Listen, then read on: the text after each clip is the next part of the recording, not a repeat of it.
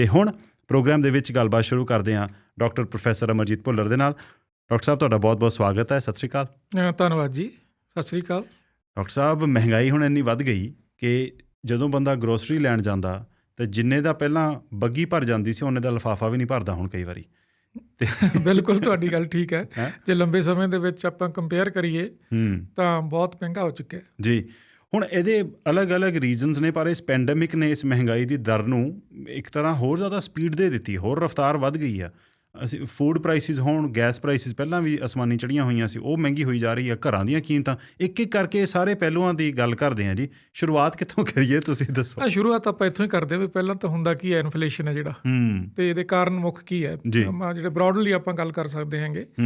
ਦੇਖੋ, ਇਨਫਲੇਸ਼ਨ ਹੁੰਦਾ ਹੈਗਾ ਜਿਹੜਾ ਇੱਕ ਤਾਂ ਕਿਸੇ ਚੀਜ਼ ਦਾ ਭਾਅ ਵਧਣਾ, ਪ੍ਰਾਈਸ ਵਧਣੀ। ਫਰਜ਼ ਕਰੋ ਆਪਾਂ ਕਹਿ ਦਿੰਦੇ ਹਾਂ ਕੰਪਿਊਟਰ ਦਾ ਪ੍ਰਾਈਸ ਵੱਧ ਗਿਆ, ਜਾਂ ਇਨਫਲੇਸ਼ਨ ਹੁੰਦਾ ਹੈਗਾ ਵੀ ਸਾਰੇ ਪ੍ਰਾਈਸ ਜਿਹੜੇ ਓਵਰਆਲ ਐਵਰੇਜ ਪ੍ਰਾਈਸ ਹੈ ਸਾਰੀਆਂ ਚੀਜ਼ਾਂ ਦਾ ਜਿਹੜੀਆਂ ਅਸੀਂ ਲੈਂਦੇ ਹਾਂ 600 ਚੀਜ਼ਾਂ ਜਿਹੜੀ ਤੁਹਾਡੀ ਸਟੈਟ ਕੈਨੇਡਾ ਕਹਿੰਦੀ ਹੈ ਵੀ ਕੰਜ਼ਿਊਮਰ ਨੇ ਬਾਈ ਕਰਨੀਆਂ ਹੁੰਦੀਆਂ ਨੇ। ਅੱਛਾ ਜੀ। ਜਿਹੜੀਆਂ ਪਰਚੇਜ਼ ਕਰਦੇ 600 ਦੇ ਆਲੇ ਦੁਆਲੇ ਕਦੇ ਕੋਈ ਇੱਕ ਅੱਧੀ ਚੀਜ਼ ਘੱਟ ਜਾਂਦੀ ਹੈ, ਕਦੇ ਵੱਧ ਜਾਂਦੀ ਹੈ। ਉਹਨੂੰ ਕੰਜ਼ਿਊਮਰ ਪ੍ਰਾਈਸ ਇੰਡੈਕਸ ਕਹਿੰਦੇ, ਜਿਹੜਾ ਸਾਨੂੰ ਸਭ ਤੋਂ ਵੱਧ ਅਫੈਕਟ ਕਰਦਾ ਹੈ ਵੀ ਉਹ ਕਿਸ ਤਰ੍ਹਾਂ ਵੱਧਦਾ ਹੈ ਜੀ। ਇਹਦੇ 3 ਕਾਰਨ ਮੇਨ ਹੁੰਦੇ ਨੇ। ਇੱਕ ਤਾਂ ਹੁੰਦਾ ਹੈਗਾ ਡਿਮਾਂਡ ਪੁੱਲ ਕਹਿੰਦੇ ਆ ਉਹਨੂੰ, ਵੀ ਮੰਗ ਵੱਧ ਗਈ, ਲੋਕਾਂ ਕੋਲ ਪੈਸਾ ਬਹੁਤ ਆ ਗਿਆ, ਪ੍ਰੋਡਕਸ਼ਨ ਉਨੀ ਆ, ਸਪਲਾਈ ਉਨੀ ਆ, ਡਿਮਾਂਡ ਬਹੁਤ ਜ਼ਿਆਦਾ ਵੱਧ ਗਈ। ਅਤੇ ਆਪਾਂ ਨੂੰ ਪਤਾ ਜਦੋਂ ਡਿਮਾਂਡ ਜ਼ਿਆਦਾ ਹੋਵੇ, ਜਿਵੇਂ ਹੁਣ ਹਾਊਸਿੰਗ ਦੀ ਹੋ ਰਹੀ ਹੈ, ਡਿਮਾਂਡ ਜ਼ਿਆਦਾ, ਸਪਲਾਈ ਹੈ ਨਹੀਂ ਗੀ, ਇਨਵੈਂਟਰੀ ਹੈ ਨਹੀਂ, ਅਤੇ ਪ੍ਰਾਈਸ ਵੱਧ ਰਹੀ ਹੈ। ਉਹ ਸਾਰੀਆਂ ਚੀਜ਼ਾਂ 'ਚ ਹੀ ਹੁੰਦਾ ਜੀ। ਦੂਸਰਾ ਹੁੰਦਾ ਉਹਨੂੰ ਕਾਸਟ ਪੁਸ਼ ਕਹਿੰਦੇ ਨੇ। ਅੱਛਾ ਜੀ। ਵੀ ਇਨਪੁੱਟ ਪ੍ਰਾਈਸਿਸ ਵੱਧ ਜਾਂਦੀਆਂ ਨੇ ਜਦੋਂ। ਹਾਂ, ਹੁਣ ਜਿਵੇਂ ਘਰਾਂ ਦੇ ਵਿੱਚ ਇਹ ਵੀ, ਉੱਥੇ ਵੀ ਜਿਵੇਂ ਲੰਬਰ ਕਿੰਨੀ ਮਹਿੰਗੀ ਹੋ ਗਈ। ਹਾਂ ਬਿਲਕੁਲ, ਉਹ ਇਨਪੁੱਟ ਪ੍ਰਾਈਸਿਸ ਹੈ ਉਹ ਵੱਧ ਜਾਂਦੀਆਂ ਨੇ। ਕੋਈ ਵੀ ਇਨਪੁੱਟ ਕਾਸੇ 'ਚ, ਖੇਤੀ 'ਚ ਯੂਜ਼ ਕਰਨਾ, ਘਰਾਂ 'ਚ ਯੂਜ਼ ਕਰਨਾ, ਕਾਸੇ ਦੇ ਵਿੱਚ ਹੀ ਵਰਤਣਾ ਆਪਾਂ, ਅਤੇ ਉਹ ਇਨਪੁੱਟ ਪ੍ਰਾਈਸ ਵੱਧ ਜਾਂਦੇ ਜੀ। ਤੀਜੀ ਹੁੰਦੀ ਹੈ ਇੰਪੋਰਟਡ ਇਨਫਲੇਸ਼ਨ, ਵੀ ਜਿਹੜੀਆਂ ਚੀਜ਼ਾਂ ਅਸੀਂ ਬਾਹਰੋਂ ਮੰਗਾਉਣੀਆਂ, ਜਿਵੇਂ ਵੈਜੀਟੇਬਲ ਸਾਡੇ ਬਾਹਰੋਂ ਆਉਂਦੀਆਂ ਨੇ, ਚੱਲ ਘਰਾਂ ਦੇ ਵਿੱਚ ਵੀ ਕਈ ਚੀਜ਼ਾਂ ਜਿਹੜੀਆਂ ਬਾਹਰੋਂ ਚਾਈਨਾ ਤੋਂ ਆਉਂਦੀਆਂ ਨੇ, ਉਹ ਚੀਜ਼ਾਂ ਸਪਲਾਈ ਡਿਸਰਪਸ਼ਨ ਹੋਈ ਹੈ, ਉਹ ਮਹਿੰਗੀਆਂ ਹੋ ਗਈਆਂ ਨੇ। ਅਤੇ ਇਸ ਵੇਲੇ ਕੀ ਹੈ, ਇਹ ਤਿੰਨੇ ਚੀਜ਼ਾਂ ਹੀ ਆਪਰੇਟ ਕਰ ਰਹੀਆਂ ਨੇ। ਡਿਮਾਂਡ ਪੁੱਲ ਇਹ ਹੈ ਵੀ ਗੌਰਮੈਂਟ ਨੇ ਪੈਸਾ ਬਹੁਤ ਦਿੱਤਾ ਹੈਗਾ ਜੀ ਪਿਛਲੇ ਸਮੇਂ ਦੇ ਵਿੱਚ। ਜਿਹੜਾ $90 ਬਿਲੀਅਨ ਸੀ, ਜਿਹੜਾ ਅਨਸਪੈਂਟ ਮਨੀ ਸੀ ਲੋਕਾਂ ਕੋਲ ਪਿਆ ਦਸੰਬਰ ਦੇ ਵਿੱਚ, ਉਹ ਹੁਣ ਵੱਧ ਕੇ $200 ਬਿਲੀਅਨ 200 ਹੋ ਗਿਆ। ਹਾਂਜੀ, ਇਹ RBC ਦੇ CEO ਨੇ ਕੁਝ ਹਫ਼ਤੇ ਪਹਿਲਾਂ ਗੱਲ ਕੀਤੀ ਸੀ ਵੀ ਲਿਕੁਇਡਿਟੀ $200 ਬਿਲੀਅਨ ਤੋਂ ਉੱਤੇ। ਹਾਂ, ਲਿਕੁਇਡਿਟੀ ਇੰਨੀ ਪਈ ਹੈ, ਜਦੋਂ ਇਹ ਮਾਰਕੀਟ ਦੇ ਵਿੱਚ ਆਉਣੀ ਹੈ ਹੋਰ ਵੀ ਪ੍ਰਾਈਸ ਵਧਣ ਦੇ ਚਾਂਸਿਸ ਨੇ। ਸੋ ਇਹ ਤਿੰਨੇ, ਅਤੇ ਹੋਰ ਵੀ ਉਹਦੇ ਬਹੁਤ ਸਾਰੇ ਰੀਜ਼ਨ ਜੇ। ਇੱਕ ਇਹ ਆਇਆ ਹੈਗਾ ਵੀ, ਇੱਕ ਸਰਵੇ ਇਹ ਵੀ ਆਇਆ ਵੀ ਪੈਂਡੈਮਿਕ ਦੇ ਵਿੱਚ ਜਿਹੜੇ 2 ਲੱਖ ਬੇਬੀ ਬੂਮਰ ਸੀ, ਉਹਨਾਂ ਨੂੰ ਇਹ ਲੱਗਦਾ ਸੀ ਵੀ ਅਸੀਂ ਨਹੀਂ ਬਚਣਾ। ਉਹਨਾਂ ਨੇ ਪੈਸਾ ਜਿਹੜਾ ਇਮੀਡੀਏਟਲੀ ਆਪਣੇ ਜਿਹੜੇ ਬੱਚਿਆਂ ਨੂੰ ਟਰਾਂਸਫਰ ਕਰਤਾ। ਸੋ ਬੇਬੀ ਬੂਮਰਸ ਜਿਨ੍ਹਾਂ ਦਾ ਜਨਮ 1946 ਤੋਂ 1964 ਦਰਮਿਆਨ ਹੋਇਆ, ਹਾਂਜੀ, ਉਹਨਾਂ ਨੇ ਜਿਹੜਾ ਪੈਸਾ ਸੀਗਾ ਆਪਣੇ ਬੱਚਿਆਂ ਨੂੰ ਟਰਾਂਸਫਰ ਕਰਤਾ। ਅਤੇ ਸਾਨੂੰ ਪਤਾ ਵੀ ਥੋੜ੍ਹਾ ਜਿਹਾ ਓਲਡ ਏਜ ਵਾਲੇ ਤਾਂ ਕੰਜ਼ਰਵੇਟਿਵ ਹੁੰਦੇ ਆ, ਜੋੜਦੇ ਆ, ਬੱਚਿਆਂ ਨੇ ਉਹ ਸਪੈਂਡ ਕਰਨਾ ਹੈ। ਉਹਨਾਂ ਨੇ ਜਿਹੜੇ ਘਰ ਵੀ ਖਰੀਦੇ। ਇੱਕ ਰੀਜ਼ਨ ਜਿਹੜਾ ਇਹ ਵੀ ਆਇਆ ਹੈ ਵੀ ਪੈਸਾ ਹੈ ਜਿਹੜਾ ਅਮਰੀਕਾ ਦਾ ਤਾਂ ਨੰਬਰ ਬੜਾ ਵੱਡਾ, ਵੀ $30 ਟ੍ਰਿਲੀਅਨ ਟਰਾਂਸਫਰ ਹੋਇਆ ਹੈਗਾ ਬੇਬੀ ਬੂਮਰਸ ਤੋਂ ਆਪਣੇ ਬੱਚਿਆਂ ਨੂੰ। ਅੱਛਾ ਜੀ। ਅਤੇ ਕੈਨੇਡਾ ਦੇ ਵਿੱਚ ਕੋਈ ਐਸਟੀਮੇਟ ਤਾਂ ਹੈ ਨਹੀਂ, ਪਰ ਇਹ ਕਹਿੰਦੇ ਵੀ ਸੈਂਕੜੇ ਬਿਲੀਅਨ ਡਾਲਰ ਹੈਗਾ ਇਹਦੇ ਲਈ। ਉਹ ਪੈਸਾ ਜਿਹੜਾ ਆਇਆ ਹੈਗਾ ਉਸਨੇ ਵੀ ਮਾਰਕੀਟ ਦੇ ਵਿੱਚ ਜਿਹੜੇ ਕੀਤੀ ਹੈ। ਦੂਸਰਾ ਕੀ ਹੈ ਵੀ ਜਿਹੜੀ ਕਈ ਚੀਜ਼ਾਂ ਜਿਹੜੀਆਂ ਖਾਸ ਕਰਕੇ ਫੂਡ ਹੈ ਜਿਹੜਾ ਜੀ, ਜਿਹਨੂੰ ਅਸੀਂ ਬੇਸਿਕ ਕਹਿੰਦੇ ਹਾਂ ਜਾਂ ਕੋਰ ਇਨਫਲੇਸ਼ਨ ਕਹਿੰਦੇ ਹਾਂ ਜੀ, ਫੂਡ ਦੇ ਵਿੱਚ ਕਈ ਹੋਰ ਚੀਜ਼ਾਂ ਵੀ ਹੋਈਆਂ ਹੈਗੀਆਂ। ਇੱਕ ਤਾਂ ਜਿਹੜੀਆਂ ਨਰਸਰੀਜ਼ ਸੀਗੀਆਂ ਪਲਾਂਟਸ ਵਾਲੀਆਂ, ਇਹ ਬੰਦ ਰਹੀਆਂ ਕਾਫੀ ਲੰਬਾ ਸਮਾਂ। ਦੇਖੋ, ਇੱਕ ਸਾਲ ਦੇ ਗੈਪ ਨਾਲ ਹੀ ਇਹਨਾਂ ਦਾ ਫਰਕ ਪੈ ਜਾਂਦਾ ਹੈ। ਲੇਬਰ ਸ਼ਾਰਟੇਜ ਦੇਖੋ, ਅਸੀਂ ਬੇਰੀ ਦਾ ਵੇਖੋ ਪਿਛਲੇ ਸਾਲ ਪ੍ਰੋਬਲਮ ਆਈ ਕਿੰਨੀ ਵੱਡੀ ਜਿਹੜੀ ਹੈਗੀ ਤੋੜਨ ਦੇ ਵਿੱਚ। ਭਾਵੇਂ ਟੈਂਪਰੇਰੀ ਫੋਰਨ ਵਰਕਰ ਲੈ ਕੇ ਆਉਣੇ ਸੀ ਜਾਂ ਜਿਹੜਾ ਨਵੇਂ ਇਮੀਗ੍ਰੈਂਟ ਆਉਣੇ ਸੀ। ਹਾਂਜੀ, ਉਹਦੇ ਨਾਲ ਹੋਰ ਕਈ ਚੀਜ਼ਾਂ ਹੋਈਆਂ ਵੀ। ਇੱਕ ਜਿਹੜੇ ਪ੍ਰੋਟੋਕੋਲਸ ਆ ਜਿਹੜੇ ਇਹ ਵੀ ਚੇਂਜ ਹੋ ਗਏ। ਦੇਖੋ, ਸੇਫਟੀ ਦੇ ਉੱਪਰ ਅਸੀਂ ਕਿੰਨਾ ਨਵੇਂ ਇਕੁਇਪਮੈਂਟ ਖਰੀਦਣੇ ਪਏ ਆ, ਆਪਰੇਸ਼ਨਲ ਕਾਸਟ ਉਹਦੇ ਨਾਲ ਵੱਧ ਗਈ ਹੈ। ਸੋ ਇਹ ਬਹੁਤ ਸਾਰੀਆਂ ਚੀਜ਼ਾਂ ਜਿਹੜੀਆਂ ਇਕੱਠੀਆਂ ਹੋਈਆਂ ਹੈਗੀਆਂ। ਅਤੇ ਜਿਹੜਾ ਲੱਗਦਾ ਸੀ ਵੀ ਪੈਂਡੈਮਿਕ ਦੇ ਵਿੱਚ ਜਿਹੜਾ ਸਭ ਤੋਂ ਵੱਡਾ ਲੱਗਦਾ ਸੀ ਵੀ ਸਾਨੂੰ ਜਿਹੜੀ ਡਿਮਾਂਡ ਹੈ ਘੱਟ ਜਾਣੀ ਹੈ। ਸੋ ਡਿਮਾਂਡ ਗੌਰਮੈਂਟ ਦੀ ਸਪੋਰਟ ਨਾਲ ਦੇਖੋ $1 ਬਿਲੀਅਨ ਗੌਰਮੈਂਟ ਨੇ ਜਿਹੜਾ ਪੰਪ ਕਰਤਾ ਇਕੋਨਮੀ ਦੇ ਵਿੱਚ ਸਿੱਟਤਾ ਹੈਗਾ।